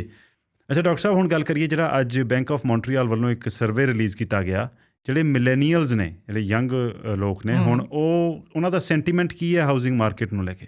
ਦੇਖੋ ਵਿਜੇ, ਸਰਵੇ ਹੈ ਜਦੋਂ ਪ੍ਰਾਈਸਿਸ ਬਹੁਤ ਜ਼ਿਆਦਾ ਵੱਧ ਗਈਆਂ, ਦੇਖੋ 14% ਤਕਰੀਬਨ ਸੇਲਸ ਵੱਧ ਚੁੱਕੀਆਂ, ਪ੍ਰਾਈਸਿਸ ਸਾਨੂੰ ਪਤਾ ਹੈ ਵੀ ਬਹੁਤ ਰੀਅਲ ਸਟੇਟ ਦੀਆਂ ਵੱਧ ਚੁੱਕੀਆਂ ਹੈ ਜੀ। ਸੋ ਜਿਹੜੇ ਲੋਕ ਇਹ ਸੋਚਦੇ ਸੀ ਵੀ ਅਸੀਂ ਘਰ ਲੈਣਾ ਹੈ, ਮਿਲੇਨੀਅਲਸ, ਤਾਂ ਉਹ ਇਹ ਆਇਆ ਵੀ 40% ਮਿਲੇਨੀਅਲਸ ਹੁਣ ਉਸ ਤੋਂ ਆਊਟ ਹੋ ਗਏ। ਉਹ ਕਹਿੰਦੇ ਵੀ ਅਸੀਂ ਨਹੀਂ ਕਰ ਲੈ ਸਕਦੇ ਇਸ ਸਿਚੁਏਸ਼ਨ ਦੇ ਵਿੱਚ। ਜਿਹੜਾ ਉਹਨਾਂ ਨੇ ਨੰਬਰ ਦਿੱਤਾ ਉਹ ਇਹ ਸੀਗਾ ਵੀ ਅੰਟੈਰੀਓ ਦੇ ਵਿੱਚ ਜਿਹੜਾ ਮਿਲੇਨੀਅਲ ਸੋਚਦੇ ਸੀ ਵੀ ਅਸੀਂ ਐਵਰੇਜ ਘਰ ਦੀ ਪ੍ਰਾਈਸ ਹੈ ਜਿਹੜੀ $4,29,000 ਹੋਊਗੀ, ਅਸੀਂ ਪੇ ਕਰ ਸਕਦੇ ਹਾਂ। ਤੇ BC ਦੇ ਵਿੱਚ ਸੀ $5,86,000। ਮਤਲਬ ਉਹ ਕਹਿੰਦੇ ਵੀ ਜਿਹੜਾ ਫਸਟ ਟਾਈਮ ਬਾਇਰ ਹੋਊਗਾ ਮਿਲੇਨੀਅਲ, ਐਵਰੇਜ ਜਿਹੜੀ ਉਹਨਾਂ ਦੀ ਸਾਰਿਆਂ ਦੀ 5,86,000 ਦਾ ਸਾਡਾ ਐਵਰੇਜ ਬਜਟ ਹੈ, ਸਾਡਾ ਐਵਰੇਜ ਬਜਟ ਹੈ, ਅਸੀਂ ਇਸ ਨੂੰ ਖਰੀਦ ਸਕਦੇ ਹਾਂ। ਤਾਂ ਜਿਹੜੀ ਘਰ ਦੀ ਪ੍ਰਾਈਸ ਹੈ ਜਿਹੜੀ ਉਹ 7.5 ਲੱਖ ਤੋਂ ਲੈ ਕੇ ਤੇ 8,60,000 ਤੱਕ ਹੋ ਚੁੱਕੀ ਹੈ, ਜਿਹੜਾ ਉਹ ਸੋਚਦੇ ਸੀਗੇ ਉਹਨਾਂ ਘਰਾਂ ਦੀ ਪ੍ਰਾਈਸ। ਜਿਹੜਾ BC ਦੇ ਵਿੱਚ ਹੁਣ ਸਰ ਜਿਹੜੀ ਐਵਰੇਜ ਪ੍ਰਾਈਸ ਅਕ੍ਰੋਸ ਦਾ ਪ੍ਰੋਵਿੰਸ ਹੈ 860 ਹੈ ਉਹ। ਸੋ ਜਿਹੜਾ ਐਵਰੇਜ ਉਹ ਸੋਚਦੇ ਸੀ 5,86,000 ਸਪੈਂਡ ਕਰਨਾ ਹੈ, ਉਹਨੂੰ ਹੁਣ 8,60,000 ਸਪੈਂਡ ਕਰਨਾ ਪਊਗਾ ਜੇ ਉਹੋ ਜਿਹਾ ਘਰ ਉਹ ਲੈਣਾ ਚਾਹੁੰਦਾ ਸੀਗਾ। ਤੇ ਅੰਟੈਰੀਓ ਦੇ ਵਿੱਚ ਜਿਹੜਾ 4,29,000 ਵਾਲਾ ਸੀਗਾ, ਉਸ ਨੂੰ ਹੁਣ 7.5 ਲੱਖ ਤੋਂ ਲੈ ਕੇ 8 ਲੱਖ ਤੱਕ ਪੇ ਕਰਨਾ ਪੈਣਾ ਹੈਗਾ। ਅੱਛਾ, ਹੁਣ ਇਹ ਹੈ ਕਿ ਜਿਹੜੀ ਸਭ ਤੋਂ ਜ਼ਿਆਦਾ ਨਿਰਾਸ਼ਾ ਛਾਈ ਹੋਈ ਆ ਮਿਲੇਨੀਅਲ ਫਸਟ ਟਾਈਮ ਹੋਮ ਬਾਇਰਸ ਦੇ ਵਿੱਚ, ਉਹ ਕਹਿੰਦੇ BC ਸਭ ਤੋਂ ਵੱਧ ਓਨਟਾਰੀਓ 'ਚ ਪੈਸੀਮਿਜ਼ਮ ਆ, ਫਿਰ BC 'ਚ, ਫਿਰ ਕਿਊਬੈਕ 'ਚ, ਪਰ ਸਭ ਤੋਂ ਵੱਧ ਆਸਵੰਦ ਕਿੱਥੇ ਨੇ ਮਿਲੇਨੀਅਲ ਜੋ ਅਸੀਂ ਘਰ ਖਰੀਦ ਸਕਦੇ ਹਾਂ? ਉਹ ਪ੍ਰੇਰੀ ਪ੍ਰੋਵਿੰਸਿਸ ਆ। ਉਹ ਬਿਲਕੁਲ ਉੱਥੇ ਇਹਦੇ 'ਚ ਜਾਂਦਾ ਮਿਲੇਨੀਅਲਸ ਮੂਵ ਕਰਨ ਉੱਥੋਂ ਉਹਨਾਂ ਜਗ੍ਹਾ ਨੂੰ, ਵੀ ਉੱਥੇ ਜਾ ਕੇ ਘਰ ਲੈਣ, ਥੋੜ੍ਹੀ ਜਿਹੀ ਇੱਥੋਂ ਪ੍ਰੈਸ਼ਰ ਹੈ ਜਿਹੜਾ ਘਟਣਾ ਹੈਗਾ। ਕਈ ਪਰਿਵਾਰ ਗਏ ਵੀ ਇੱਥੋਂ ਦੀ। ਗਏ ਵੀ ਹੋਏ ਨੇ, ਪਰ ਵਿਜੇ ਗੱਲ ਇਹ ਹੈ ਵੀ ਅਲਬਰਟਾ ਦੇ ਵਿੱਚ ਜਾਂ ਹੋਰ ਕਿਤੇ ਜਿਸ ਜੋਬ ਪ੍ਰੋਸਪੈਕਟਸ ਉਸ ਤਰ੍ਹਾਂ ਹੈ ਨਹੀਂ ਗੇ। ਹਾਂ, ਇਹ ਵੀ ਗੱਲ ਆ, ਕਿਉਂਕਿ ਜਾਣਾ ਦੇਖੋ ਅਲਟੀਮੇਟਲੀ ਜੇ ਤੁਸੀਂ ਆਪਣੀ ਇਨਕਮ ਆ ਜਿਹਦੇ ਬੇਸ ਦੇ ਉੱਤੇ ਤੁਸੀਂ ਘਰ ਲੈਣ ਦੀ ਖਰੀਦਦੇ ਸੋਚਦੇ ਹੋ ਵੀ ਆਉਣ ਵਾਲੇ ਸਮੇਂ ਦੇ ਵਿੱਚ ਅਸੀਂ ਰੀਪੇ ਕਰਨਾ ਹੈ। ਘਰ ਲੈਣਾ ਕੀ ਹੈ, ਸਾਰੀਆਂ ਫਿਊਚਰ ਸੇਵਿੰਗਸ ਨੇ, ਉਹਨਾਂ 'ਚੋਂ ਪੇ ਕਰਨਾ ਅਸੀਂ। ਬੇਸਿਕਲੀ ਤਾਂ ਸੇਵਿੰਗਸ ਹੀ ਹੁੰਦੀਆਂ ਨਾ, ਅੱਜ ਦੀਆਂ ਚਾਹੇ ਕੱਲ੍ਹ ਦੀਆਂ ਜੀ। ਐਕਸਪੈਕਟਡ ਸੇਵਿੰਗਸ ਹੈ ਜਿਹਦੇ ਵਿੱਚ ਅਸੀਂ ਬਚਤ ਹੈ ਉਹਦੇ 'ਚੋਂ ਪੇ ਕਰਨਾ ਹੈਗਾ। ਬੈਂਕ ਨੇ ਵੀ ਇਹੀ ਦੇਖਣਾ ਵੀ ਆਉਣ ਵਾਲੇ ਸਮੇਂ 'ਚ ਇਹਨਾਂ ਕੋਲ ਬਚਤਾਂ ਕਿੰਨੀਆਂ ਨੇ ਜੀ। ਜਦੋਂ ਉਹ ਬਚਤਾਂ ਨਹੀਂ ਹੋਣਗੀਆਂ, ਸਾਡੀ ਜਾਂ ਉੱਥੇ ਜਾਂਦੇ ਹਾਂ ਜੋਬ ਨਹੀਂ ਮਿਲਦੀ, ਇਨਕਮ ਘੱਟ ਜਾਂਦੀ ਹੈ, ਤਾਂ ਫਿਰ ਕੀ ਹੈ, ਤੁਹਾਡੀ ਉੱਥੇ ਪੇਇੰਗ ਕਪੈਸਿਟੀ ਵੀ ਘੱਟ ਜੂਗੀ। ਸੋ ਇਸ ਕਰਕੇ ਗੌਰਮੈਂਟ ਵੀ ਸੋਚਦੀ ਹੈ ਮੂਵ ਤਾਂ ਕਰ ਜਾਣ, ਪਰ ਜਿੰਨਾ ਚਿਰ ਉੱਥੇ ਇਨਵੈਸਟਮੈਂਟਸ ਹੋ ਕੇ ਬਿਜ਼ਨਸ ਐਸਟੈਬਲਿਸ਼ ਨਹੀਂ ਹੁੰਦੇ ਗੇ, ਇਕੋਨਮੀਜ਼ ਰਿਵਾਈਵ ਨਹੀਂ ਹੁੰਦੀਆਂ, ਖਾਸ ਕਰਕੇ ਅਲਬਰਟਾ ਇਕੋਨਮੀ ਵਰਗੀਆਂ, ਉਹਨਾਂ ਚਿਰ ਉੱਥੇ ਕਿਸੇ ਨੇ ਜਾਣਾ ਨਹੀਂ। ਅੱਛਾ, ਇਹਦੇ ਨਾਲ ਗੱਲ ਜੁੜਦੀ ਆ, ਹੁਣ ਅੱਜ ਸਵੇਰੇ ਹੀ ਸੁਪਰੀਮ ਕੋਰਟ ਆਫ ਕੈਨੇਡਾ ਨੇ ਜਿਹੜਾ ਫੈਸਲਾ ਦਿੱਤਾ ਹੈ ਵੀ ਕਾਰਬਨ ਟੈਕਸ ਫੈਡਰਲ ਸਰਕਾਰ ਵੱਲੋਂ ਲਗਾਇਆ ਜਾਣਾ ਕਨਸਟੀਟਿਊਸ਼ਨਲ ਆ, ਅਤੇ ਅਲਬਰਟਾ ਅਤੇ ਪ੍ਰੇਰੀ ਪ੍ਰੋਵਿੰਸਿਸ ਦਾ ਇਹ ਕਹਿਣਾ ਵੀ ਇਸ ਕਾਰਬਨ ਟੈਕਸ ਕਰਕੇ ਸਾਡੀ ਇਨਵੈਸਟਮੈਂਟ ਇੱਥੋਂ ਜਾਂਦੀ ਲੱਗ ਰਹੀ ਆ, ਕਿਉਂਕਿ ਉੱਥੇ ਜਿਹੜੇ ਐਨਰਜੀ ਪ੍ਰੋਜੈਕਟਸ ਨੇ ਉਹ ਜਿਹੜੇ ਪ੍ਰੋਡਿਊਸਰਸ ਨੇ ਉੱਥੋਂ ਜਾ ਰਹੇ ਨੇ। ਸੋ ਕਾਫੀ ਚੀਜ਼ਾਂ ਆਪਸ ਦੇ ਵਿੱਚ ਕਿੱਦਾਂ ਇੰਟਰਲਿੰਕਡ ਤੇ ਇੰਟਰਟਵਾਈਨਡ ਨੇ। ਜੇ ਆਰਥਿਕਤਾ ਜਿਹੜੀ ਹੈ ਨਾ ਇਹ ਇੰਨੀ ਇੰਟਰਲਿੰਕਡ ਹੁੰਦੀ ਹੈ, ਕਈ ਵਾਰੀ ਅਸੀਂ ਗੱਲ ਕਰ ਦਿੰਦੇ ਹਾਂ ਇੱਥੇ ਤੁਹਾਡੇ ਕੋਲ ਵੀ ਆਹ ਹੋਣਾ ਹੈ, ਅਗਲੇ ਦਿਨ ਇੱਕ ਵੇਰੀਏਬਲ ਉਹਦੇ 'ਚੋਂ ਚੇਂਜ ਹੋ ਜਾਂਦਾ, ਉਹ ਸਾਰੇ ਕਾਸੇ ਨੂੰ ਹਿਲਾ ਦਿੰਦਾ ਜੀ। ਸੋ ਇਸੇ ਕਰਕੇ ਜਿਹੜਾ ਹੈ ਕਾਰਬਨ ਟੈਕਸ ਹੈ ਮੇਰੇ ਖਿਆਲ ਦੇ ਵਿੱਚ, ਚਾਹੇ ਗੌਰਮੈਂਟ ਨੇ ਕਹਿਤਾ ਹੈ, ਦੇਖੋ ਇਨਵਾਇਰਨਮੈਂਟ ਸਾਡੀ ਪ੍ਰਾਇੋਰਟੀ ਹੈ, ਪਰ ਪੈਂਡੈਮਿਕ ਦੇ ਵਿੱਚ ਇਹਦੇ 'ਤੇ ਵੀ ਫਲੈਕਸੀਬਿਲਿਟੀ ਦੇ ਦੇਣੀ ਚਾਹੀਦੀ ਸੀ ਥੋੜ੍ਹੀ ਬਹੁਤੀ ਪ੍ਰੋਵਿੰਸਸ ਨੂੰ, ਤਾਂ ਕਿ ਉਹ ਥੋੜ੍ਹਾ ਬਹੁਤਾ ਇਸ ਨੂੰ ਇੱਕ ਰੇਂਜ ਦੇ ਦਿੰਦੇ, ਰੇਂਜ ਦੇ ਵਿੱਚ ਆਪਰੇਟ ਕਰਦਾ ਤਾਂ ਠੀਕ ਸੀ ਮੇਰੇ ਖਿਆਲ ਦੇ ਵਿੱਚ। ਜੀ। ਅੱਛਾ ਡਾਕਟਰ ਸਾਹਿਬ, ਹੁਣ ਇਹਦੇ 'ਚ ਇੱਕ ਫਾਈਨਲ ਪੁਆਇੰਟ ਆਪਾਂ ਇਹ ਕਰੀਏ ਵੀ ਗਵਰਨਮੈਂਟ ਇੰਟਰਵੈਂਸ਼ਨ ਕੀ ਹੋ ਸਕਦੀ ਹੈ। ਜਦੋਂ ਪਹਿਲਾਂ ਲੱਗਦਾ ਸੀ ਕਿ ਫੋਰਨ ਮਨੀ ਕਰਕੇ ਸਾਰਾ ਕੁਝ ਹੋ ਰਿਹਾ, ਫੋਰਨ ਬਾਹਰ ਟੈਕਸ ਲਗਾਇਆ ਗਿਆ, ਹੁਣ ਨਿਊਜ਼ੀਲੈਂਡ ਦੀ ਇੱਕ ਐਗਜ਼ਾਮਪਲ ਆ ਰਹੀ ਹੈ, ਕਹਿੰਦੇ ਉੱਥੇ ਉਹਨਾਂ ਨੇ ਇੱਕ ਤਾਂ ਇਹ ਕਰਤਾ ਵੀ ਜੇ ਕਿਸੇ ਨੇ ਇਨਵੈਸਟਮੈਂਟ ਵਾਸਤੇ ਘਰ ਲੈਣਾ ਤਾਂ ਉਹਨਾਂ ਨੂੰ ਡਾਊਨ ਪੇਮੈਂਟ ਦੀ ਰਿਕੁਆਇਰਮੈਂਟ ਬੜੀ ਸਖਤ ਕਰ ਦਿੱਤੀ ਗਈ ਹੈ ਉੱਥੇ। ਨਾਲ ਹੀ ਕਹਿੰਦੇ ਉੱਥੇ ਜਿਵੇਂ ਮੌਰਗੇਜ ਦਾ ਜਿਹੜਾ ਇੰਟਰਸਟ ਆਪਾਂ ਪੇ ਕਰਦੇ ਹਾਂ ਨਾ, ਉਹ ਬੰਦਾ ਇਨਕਮ ਟੈਕਸ ਦੇ ਵਿੱਚੋਂ ਰਾਈਟ ਆਫ ਕਰ ਸਕਦੇ ਸੀ, ਜਿਵੇਂ US ਦੇ ਵਿੱਚ ਵੀ ਇਹ ਪ੍ਰੋਵੀਜ਼ਨ ਹੈਗਾ, ਇੰਡੀਆ ਦੇ ਵਿੱਚ ਵੀ ਹੈ। ਅੱਛਾ, ਇੰਡੀਆ 'ਚ ਵੀ ਹੈਗਾ, ਓਕੇ। ਅਤੇ ਹੁਣ ਇੱਧਰ ਹੁਣ ਕੀ ਹੈ, ਕਹਿੰਦੇ ਵੀ ਹੁਣ ਨਿਊਜ਼ੀਲੈਂਡ ਵਾਲੇ ਉਹਨੂੰ ਫੇਜ਼ ਆਊਟ ਕਰ ਰਹੇ ਨੇ। ਕਹਿੰਦੇ ਇੱਥੇ ਹੁਣ ਕੈਨੇਡਾ 'ਚ ਕੀ ਹੈ ਕਿ ਜਦੋਂ ਆਪਾਂ ਪ੍ਰਿੰਸੀਪਲ ਰੈਜ਼ੀਡੈਂਸ ਵੇਚਦੇ ਹਾਂ ਸਾਲ ਮਗਰੋਂ, ਜਿਹੜਾ ਉੱਤੇ ਪ੍ਰੋਫਿਟ ਹੁੰਦਾ ਉਹ ਟੈਕਸ ਫ੍ਰੀ ਆ। ਹੁਣ ਕੁਝ ਸਟੱਡੀਜ਼ ਇੱਥੇ ਚੱਲ ਵੀ ਰਹੀਆਂ ਨੇ, ਉਹ ਕਹਿੰਦੇ ਵੀ ਹੋ ਸਕਦਾ ਸਰਕਾਰ ਉਸ ਜੇਬ ਦੇ ਵਿੱਚ ਹੱਥ ਪਾਵੇ ਹੁਣ ਵੀ, ਜਦ ਤੁਸੀਂ ਆਪਣਾ ਪ੍ਰਿੰਸੀਪਲ ਰੈਜ਼ੀਡੈਂਸ ਵੇਚ ਕੇ ਮੁਨਾਫਾ ਖੱਟੋਗੇ ਉਹਦੇ ਉੱਪਰ ਸ਼ਾਇਦ ਕੋਈ ਟੈਕਸ ਲਗਾ ਦਿੱਤਾ ਜਾਵੇ।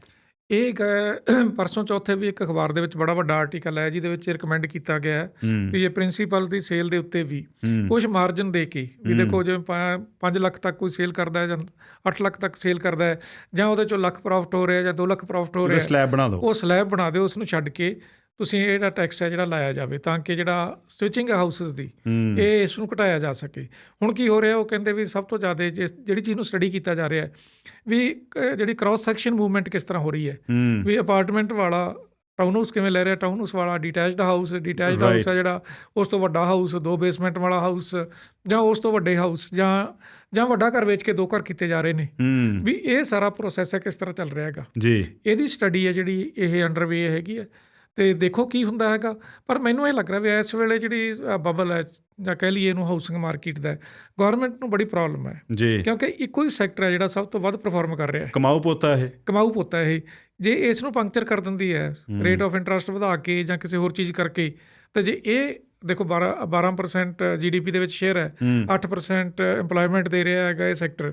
ਸੋ ਬਾਕੀ ਸੈਕਟਰ ਹੈ ਜਿਵੇਂ ਏਅਰਲਾਈਨਸ ਹੈ, ਹੌਸਪੀਟੈਲਿਟੀ ਹੈ, ਸਾਰੇ ਡਾਊਨ ਨੇ, ਬਹੁਤ ਸਾਰੇ ਸੈਕਟਰ ਡਾਊਨ ਨੇ। ਸੋ ਇਸ ਵੇਲੇ ਮੈਨੂੰ ਲੱਗਦਾ ਗੌਰਮੈਂਟ ਦੇ ਹੱਥ ਜਿਹੜੇ ਬੰਨੇ ਹੋਏ ਨੇ, ਥੋੜ੍ਹਾ ਜਿਹਾ ਲੰਬਾ ਸਮਾਂ ਸੋਚੂਗੀ ਗੌਰਮੈਂਟ ਕੋਈ ਐਕਸ਼ਨ ਲੈਣ ਤੋਂ, ਪਰ ਜੇ ਹੱਥਾਂ 'ਚੋਂ ਗੱਲ ਜਾਂਦੀ ਹੋਈ ਇਕੋਨਮੀ ਦੇ ਵੱਡੇ ਪ੍ਰਭਾਵ ਪੈਂਦੇ ਹੋਏ, ਫਿਰ ਕਰਨਾ ਵੀ ਪੈ ਸਕਦਾ ਹੈ। ਸੋ ਇਸ ਵੇਲੇ ਕੁਛ ਨਹੀਂ ਕਹਿ ਸਕਦੇ ਵੀ ਕਿਸ ਪਾਸੇ ਵੱਲ ਨੂੰ ਗੱਲ ਜਾ ਰਹੀ ਹੈ। ਜੀ ਡਾਕਟਰ ਸਾਹਿਬ, ਤੁਹਾਡਾ ਸਮਾਂ ਦੇਣ ਲਈ ਬਹੁਤ ਬਹੁਤ ਧੰਨਵਾਦ। ਅੱਜ ਅਸੀਂ ਥੋੜ੍ਹੇ ਸਮੇਂ ਦੇ ਵਿੱਚ, ਵੈਸੇ ਤਾਂ ਹਰ ਵਾਰੀ ਕਰਦੇ ਪਰ ਅੱਜ ਮੈਨੂੰ ਲੱਗਦਾ ਅਸੀਂ ਕਾਫੀ ਕੁਝ ਕਵਰ ਕੀਤਾ। ਹਾਂ ਬਿਲਕੁਲ, ਕੋਸ਼ਿਸ਼ ਕੀਤੀ ਹੈ ਥੋੜ੍ਹਾ ਜਿਹਾ, ਕਿਉਂਕਿ ਸਮਾਂ ਘੱਟ ਹੀ ਹੁੰਦਾ ਆਪਣੇ ਕੋਲ। ਬਹੁਤ ਮਿਹਰਬਾਨੀ doctor Sahib, thank you very much. Thank you Vijay.